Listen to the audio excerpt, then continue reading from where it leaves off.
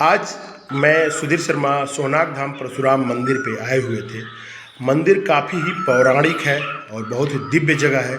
यह सोनाग धाम देवरिया ज़िले से 30 किलोमीटर की दूरी पे सलेमपुर से 4 किलोमीटर दक्षिण की तरफ पड़ता है। यह काफ़ी पौराणिक स्थल है।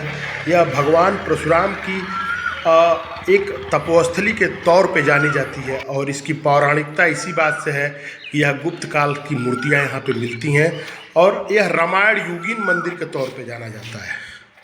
आपको बताते चलें कि इसके जो पुजारी लोग हैं यह यहाँ पे पीढ़ियों से हैं और 4 परिवार है जो भट्ट ब्राह्मण के अधीन यह मंदिर है।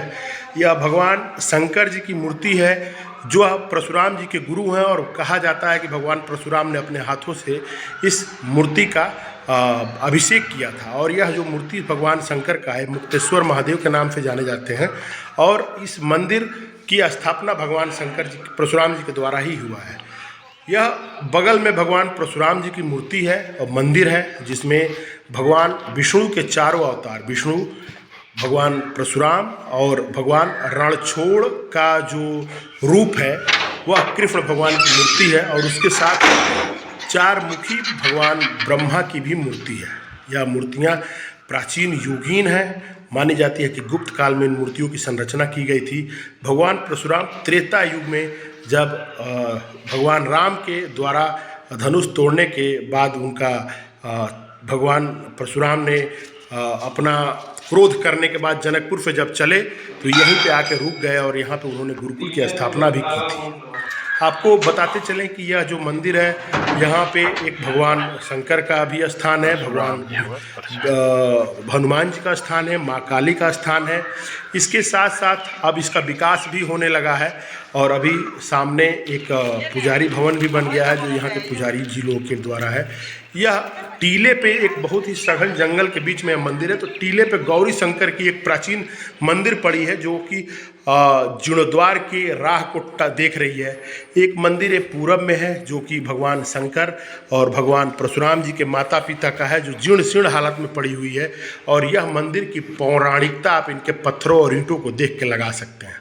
यहीं पास में आपको बहुत ही रमणीय जंगल के बीच में एक 52 एकड़ का तालाब मिलेगा जो कि बहुत ही प्राचीन तालाब है और इसकी वैज्ञानिकता भी है। यह जो तालाब में है इसमें चर्म रोग या कुष्ठ रोग या चर्म रोग से रिलेटेड कोई भी पेशेंट अगर आके नहाता है स्नान करता है तो उसके यह चर्म समाधान हो जाता है और वह लोगों का विश्वास इतना है कि सोमवार, रविवार और शुक्रवार के दिन यहाँ पे बहुत ही लंबी भीड़ लगी रहती है। आइए आप हम इनके यहाँ के परशुराम जी के पुजारी जो हैं शिवशंकर शर्मा जी उनसे आपकी मुलाकात कराते हैं। शिवशंकर पांडे जी से आपसे आज मुलाकात करा रहे हैं। मैं पंडित जी से आपसे जानना चाहता हूँ कि इस मंदिर की पौराणिकता और इसके इतिहास के बारे में कुछ आप बताएं। जब परशुराम जी जनकपुर से चले थे तो चलते चलते उन्होंने कहा कि जहाँ सूर्यास्त हो जाएगा वहाँ पे हमारा अंतिम समाधि होगा। तो अपने लाव लश्कर के साथ आकर के यहाँ पे तपस्या किए थे। देखे कि यहाँ घोर घना जंगल है, हमारे लिए तपस्या के लिए उचित स्थान है। तब उन्होंने कहा कि हमें कुछ दिनों तक यहाँ पे तब तपस्या में लीन होना चाहिए। तो परशुराम जाकर के यहाँ पे तपस्या किया और जब उनका तब पूरा हो गया तो ब्रह्मलीन में समाधि हो गए। भैया पंडित जी मैं आपसे एक चीज़ और जानना चाहूँगा कि यहाँ जो पौराणिक तालाब है इसकी प्रामाणिकता क्या है और इसका क्या वैज्ञानिक रहस्य है और यहाँ पे जो सभी संप्रदाय के लोग आते हैं स्नान करने के लिए उसके पीछे का सच क्या है? यहीं पे आपके पास में नेपाल के सोहन राजा हैं। सोहन राजा को कुष्ठ ग्रसित थे। वो लाव लश्कर के साथ आकर के यहाँ पे तपस्या किए थे। जब उन्होंने कहा कि हमें शौच जाना तो शौच के लिए पानी नहीं था। उन्होंने अपने सैनिकों से कहा कि जाओ कहीं से पानी लेकर के आओ, हमें शौच जाना है। दूर दूर तक वो सैनिक पानी की खोज में इधर उधर भटकने लगे, कहीं पानी इर्द गिर्द मिला नहीं। तो आवारा जानवर किसी होता है कि अड़े थे तो वही मिट्टी के पात्र में सोहन राजा के शरीर में पानी लेकर के क्यों सोहन राजा ने पानी को शरीर से स्पर्श किया, सारा कोल खुजली वगैरह उनका सही हो गया। यही प्रामाणिकता है। क्या संडे और ट्यूजडे के दिन लोग आते हैं, कैसा हो स्किन डिजीज रोग होता है, बिल्कुल यहाँ से मिट्टी रगड़ करके नहाते उनका बिल्कुल समाप्त हो जाता है। आप ही लोग इस मंदिर के पुजारी परिवार से हैं और ये लोग के ही देख रेख में इस मंदिर का पूजा पाठ का कार्यक्रम होता रहता है। और काफ़ी प्राचीन समय से गुप्त काल से इन लोगों के पूर्वज यहाँ पे हैं लोग। और ये यहाँ पे 4 से 5 घर पुजारी हैं लोग, भट्ट ब्राह्मण हैं बेसिकली। और ये लोग नेपाल से ही यहाँ पे राजा सोहन के द्वारा इनके पूर्वजों को लाया गया था। और जो 1904 के गजेटियर में मेंशन है कि सोहनाग का रकबा 45 एकड़ है, यानी कि करीब करीब नहीं 1904 में 45 एकड़ है। बाद में जब संशोधन हुआ तो 52 एकड़ हो चुका है। इन परिवारों में आज भी 45 एकड़ ज़मीन है और ये सारे लोग इसके ही मंदिर का देख रेख का जिम्मेदारी इन्हीं लोगों के जिम्मे है।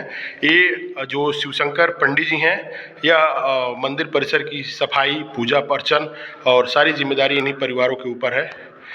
मैं शिवशंकर पंडित जी आपसे ये जानना चाहूँगा कि आप लोग यहाँ पे सारे तरह के प्रोग्राम आप ही लोग की अध्यक्षता में होती है और जो भी मंदिर से जुड़े हुए असत्तियाँ हैं या संपत्तियाँ हैं उनका देख रेख आप ही लोग के जिम्मे है?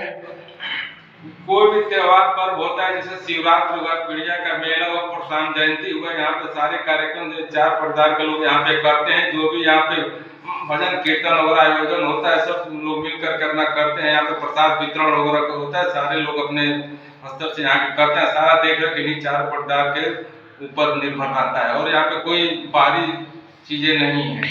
अच्छा पंडित जी, मैं आपसे जानना चाहूँगा जो 4 मूर्तियाँ जो काफ़ी प्राचीन हैं, आई थिंक ये गुप्त काल की मूर्तियाँ हैं, तो इसमें ये जो पूरब साइड की पहली मूर्ति है ये भगवान विष्णु जी की हैं। बाबा प्रशांत जी की मूर्ति है और ब्रह्मा जी की पंचमुखी ब्रह्मा जी की मूर्ति है और कृष्ण जी की मूर्ति है। सारी मूर्तियाँ काफी प्राचीन है। भगवान विष्णु के 6ठे अवतार परशुराम जी भेगु वंश के हैं, ये ब्रह्मचर्य हैं। चलिए, आपको काफ़ी जानकारी देने के लिए धन्यवाद और हमारे तरफ से प्रणाम आपको।